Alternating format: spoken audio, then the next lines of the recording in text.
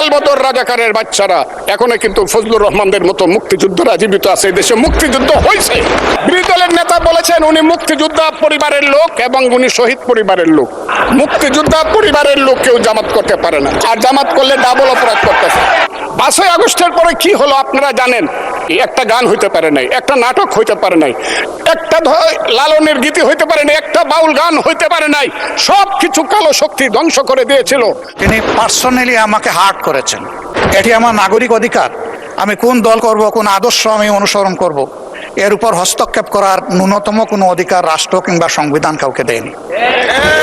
আমি এটার তীব্র নিন্দা জানাই। আমার আইডেন্টিটি নিয়ে প্রশ্ন করা হয়েছে, এটা গুরুতর অপরাধ করেছেন উনি। তার মতো একজন প্রবীণ ব্যক্তির কাছ থেকে, রাজনীতিবিদদের কাছ থেকে আমি এই ধরনের আচরণ আশা করিনি। হ্যাঁ, যার মগজ এরকম তার কনক্লুশন হবে সেটা।